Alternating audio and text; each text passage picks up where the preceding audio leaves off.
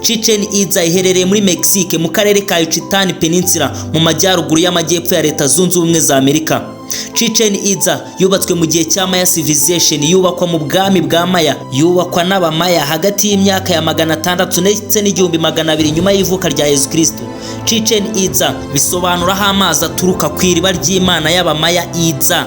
Chichen Itza wabaye umujyi ukomeye, umujyi w'ubucuruzi, iyobokamana, umuco ndetse n'ubumenyi. Muri uyu mujyi harimo ikintu kizwi cyane mu mateka y'isi cyitwa El Castillo cyangwa se piramide ya Kukulukani. Ikaba inyubako ikomeye cyane yubatswe mu ishusho y'ingazi zizamuka, ikaba ifite inzego 9 ndetse n'uruhande rufite ingazi 91. Izo ngazi zose zibariye hamwe n'izo hejuru ugera ku ngazi 365 bingana n'iminsi igize umwaka, bishimangira ubuhanga bw'abamaya mu bwubatsi. Piramide ya Kukulukani yubatswe ku buryo izuba ndetse n'igicucucucu bifatanya bigatanga amashusho y'inzoka izamuka.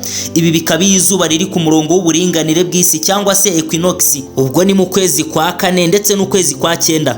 Igicucucucu ku ruhande rw'ingazi gituma haboneka ishusho y'inzoka ku rukiramende yizwi nka Kukulukani cyangwa se imana y'inzoka ifite amababa. Byose byakozwe mu mibare, ubugenge, ubumenyi bw'isi ndetse n'isanzure, byose bigaragaza ubuhanga bw'abamaya. Muri piramide ya Kukulukani kandi hari amahembe y'amajwi, aho umuntu ashobora kuvugira mu ruhande rumwe ijwi rikumvikana mu rundi ruhande. Muri Chichen Itza hari ikibuga kinini cyitwaga Great Ball Court, bisobanura urukiko rw'umupira. Wakumva ari ibintu biraho cyangwa se bisekeje, ariko ibi byari bisobanuye urupfu. Muri iki kibuga niho bakiniraga umukino witwa Pok Tapoka. Umugani wavugaga ko ikipe yatsindwaga yahitaga itambirwa imana yabo Kukulukani, imana y'inzoka. Abatsindwaga umukino bacibwaga umutwe, ubundi ukamanikwa ku nkuta z'ikibuga cyangwa se ugashushanywaho, byose kugira ngo banezeze imana yabo y'inzoka y'amababa Kukulukani. Dore uko umukino wakinwaga: byari ugutera umupira ukomeye cyane mu mwobo wari hejuru y'inkuta, ugakinisha ikibero, urutugu cyangwa se igituza. Gukinisha amaboko cyangwa amaguru ntabwo byabaga byemewe. Umupira washoboraga gupima ibiro 3 cyangwa se 4. Ibyo byagaragazaga ubwoba bagiriraga uyu mukino, kuko gutsindwa byari bihwanye n'urupfu. Wacibwaga umutwe ukamanika ku nkuta z'ikibuga. Abamaya kandi bari abahanga mu kumenya inyenyeri, imibare, ubugenge, dore ko piramide ya Kukulukani yakoreshwaga nka kalendari mu kubara iminsi, amezi ndetse n'amasaha. Chichen Itza ikurura ba mukerarugendo benshi ku isi barenga miliyoni 15 buri mwaka, baza kureba aho abantu bo mu bihe bya kera bari barubatse mu buryo butangaje.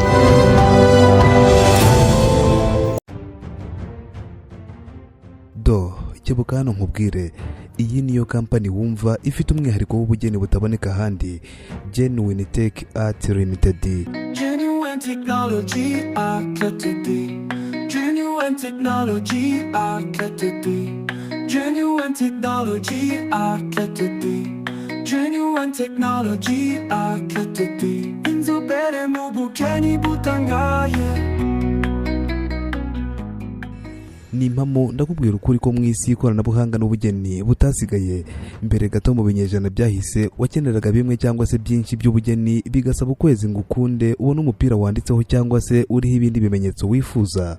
Ubu bisaba gusa umunota umwe ubona logo igiye ku mwenda wawe uko waba umeze kose. Kwandika ku myenda byo byoroshye nko guseka, byose bikajyana no gushyira amafoto ku myenda wifuza. Hamwe na Genuine Tech Art Limited ibi byose ngarutseho babizi nka dawuri mu ijuru.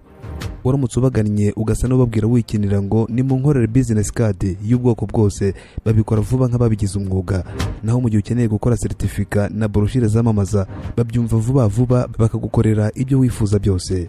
Noneho aho babera inzobere muri ubu bugeni, bandika ku tubuni, udukombe, ibikarito, amakaro n'ibindi, kandi bakabikorana ubushishozi. Uko biri kose ushobora kuba ufite impano yo gukina filime ariko warabuze kamera ndetse na kameramani wakamejeje, unkundiye ukanyumvira, nakubwira ko bano basore n'inkumi bafite kamera yabugenewe mu gukora filime ndetse batanga serivisi yo gufotora mu bukwe. Ibigo by'amashuri, amakampani akeneye kwamamaza, ibigo by'imari, abanyenganda n'abandi mwese mwahasanga ibintu bya karite. Ndavuga muri Genuine Tech Art Limited. Nukenera kubabona ubasange hano. Mbere na mbere andika iyi nimero: Genuine Tech Art Limited. Ni inzobere mu bugeni butangaje.